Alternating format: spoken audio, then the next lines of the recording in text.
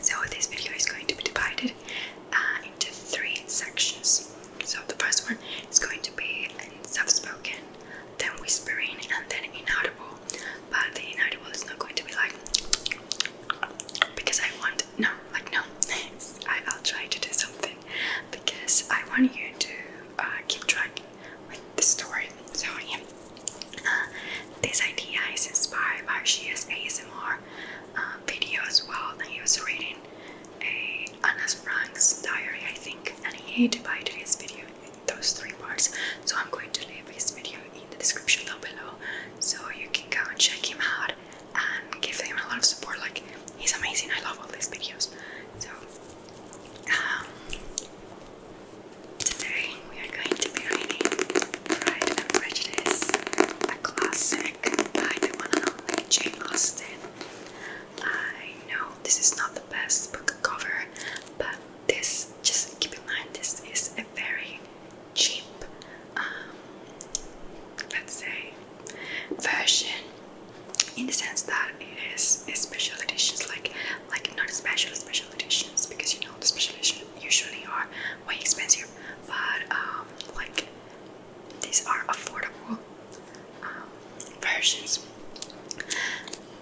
I bought it because I didn't have the English version of the book, because as you know, well, if you don't, my first language is Spanish, and here in my city there's not too many books in English, and majority of the books I read in English, I read them online on my tablet. So but I wanted to have this in physical, so here we are, and I'm going to be reading to you. As you can see, I have already started to read the story that I already know, but it's okay. I'm going to be reading the first 3 chapters, each one with different ways of, well, reading. So let's begin, and I hope you like the love story between Mr. Darcy and Elizabeth Bennet. So let's go. Okay, first of all, I want to remind you that this book was written by Jane Austen, who was born 16 December 1775 in England. She wrote about 6 books. 4 of them were published while she was still alive, and 2 of them after she passed away. Okay, so this, I don't know if you've heard of her, but she also wrote Sense and Sensibility, Emma. So these are very well-known books all around the world, at least the Western world. Okay, so knowing a little bit of her author, let's begin with chapter 1 of Pride and Prejudice. It is a truth universally acknowledged that a single man in possession of a good fortune must be in want of a wife. However, little know the feelings or views of such a man may be on the first entering the neighborhood. This truth is so well fixed in the minds of the surrounding families that he is considered as the rightful property of someone or other of their daughters. "My dear Mr. Bennet," said his lady to him one day, "have you heard that Netherfield Park is let at last?" Mr. Bennet replied that he had not. "But it is," returned she, "for Mrs. Lunch has just been here and she told me all about it." Mr. Bennet made no answer. "Do not you want to know what has taken it?" cried his wife impatiently. "You want to tell me, and I have no objection to hearing it." This was invitation enough. "Why, my dear, you must know, Mrs. Long says that Netherfield is taken by a young man with a large fortune from the north of England, that he came down on Monday in a chaise and four to see the place, and was so much delighted with it that he agreed with Mrs. Norris immediately, that he is to take possession before Michaelmas, and some of his servants ought to be in the house by the end of next week." "What is his name?" "Bingley." "Is he married or single?" "Oh, single, my dear, to be sure. A single man of large fortune, 4,000 or 5,000 a year. What a fine thing for our girls!" "How so? How can it affect them?" "My dear Mr. Bennet," replied his wife, "how can you be so tiresome? You must know that I am thinking of his marrying one of them." "Is that his design in setting here?" "Design? Nonsense! How can you talk so? but it is very likely that he may fall in love with one of them, and therefore you must visit him as soon as he comes. I see no occasion for that. You and the girls may go, or you may send them by themselves, which perhaps will be still better, for as you are as handsome as any of them, Mr. Bingley might like you the best of the party. My dear, you flatter me. I certainly have had my share of beauty, but I do not pretend to be anything extraordinary now. When a woman has 5 grown daughters, she ought to give over thinking of her own beauty. In such cases, a woman has not often beauty to think of. Oh, my dear, you must indeed go and see Mr. Bingley when he comes into the neighbourhood. It is more than I engage for, I assure you. But consider your daughters. Only think what an establishment it will be for one of them. Sir William and Lady Lucas are determined to go, merely on that account, for in general you know they visit no newcomers. Indeed, you must go, for it will be impossible for us to visit him if you do not. You are over-scrupulous, surely. I dare say Mr. Bingley will be very glad to see you, and I will send a few lines by you to assure him of my hearty consent to his marrying whichever he chooses of the girls, though I must throw in a good word for my little Lizzie. I desire you to do no such thing. This is not a bit better than the others, and I am sure she is not half as handsome as Jane, nor half so good-humoured as Lydia, and you are always giving her the preference. They have none of them much to recommend them, replied he. They are all silly and ignorant, like other girls. But Lizzie has something more of quickness than her sisters. Mr. Bennet, how can you abuse your own children in such a way? You take delight in vexing me. You have no compassion and no good nerves. You mistake me, my dear. I have a high respect for your nerves. They are my old friends. I have heard you mention them with consideration these 20 years at least. Ah, you do not know what I suffer.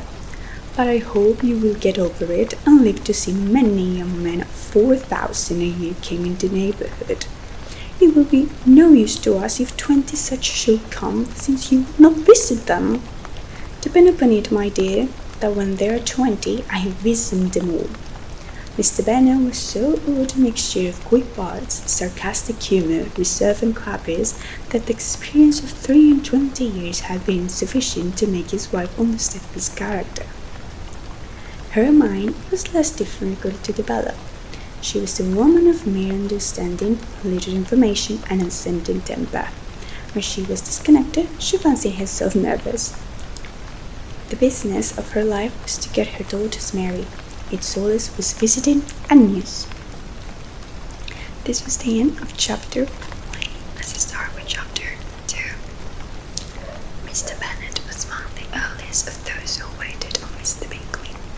He had always intended to visit him, though to the last always assuring his wife that he should not go.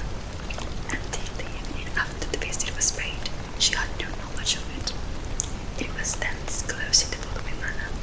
Observing his second daughter, within dreaming aloud, he suddenly addressed her with, I hope Mr. Bingley will like it, Lizzie.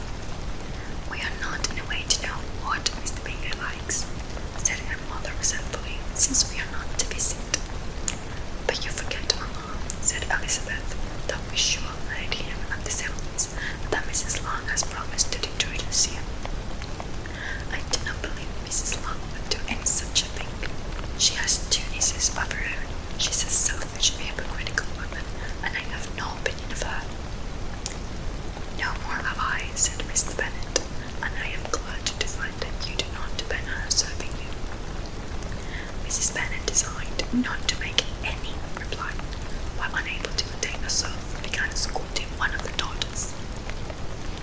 Don't keep coughing so, Kitty, for heaven's sake. Have a little compassion on my nerves. You did them to pieces. But Kitty has no discretion in her coughs, said her father. She times them ill. I do not go for my own amusement, replied Kitty frankly. When is your next ball, sir? Lizzie? Tomorrow fortnight. Aye, so it is, cried her mother, and Mrs. Long does not come back till the day before, so it will be impossible for her to introduce me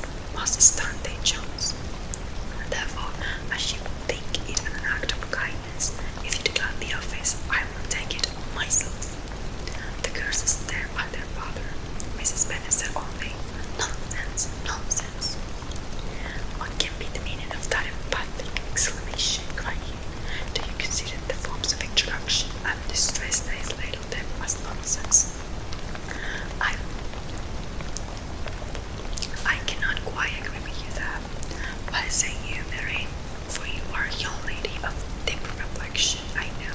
I read great books and make great extracts. Mary wished to say something very sensible, but knew not how. While Mary is adjusting her ideas, he continued, let us return to Mr. Bingley. I am sick of Mr. Bingley, cried his wife. I am sorry to hear that, but why did not you tell me so before? If I had known as much this morning, I certainly would not have called on you. It is very unlucky, but as I have actually paid the visit, we cannot escape the acquaintance now. I find rather like Mr. Bennet. He is so funny. I love him so much, I think like he's my favorite character. The astonishment of the ladies was just what he wished. That of Mrs. Bennet perhaps surprising the rest, though when the first tumult of joy was over, she began to declare that it was what she had expected all the while. How good it was in you, my dear Mr. Bennet, but I knew I should persuade you at last. I was sure you loved your cousin Martin and Jack, such an acquaintance. Well, how pleased I am.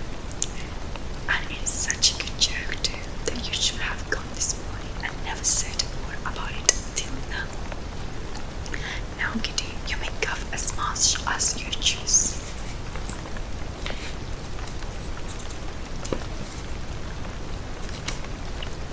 We have technical problems, said Mr. Bennet, and as he spoke, he left the room, fatigued with the raptures of his wife. What an excellent father you have, girls, said she.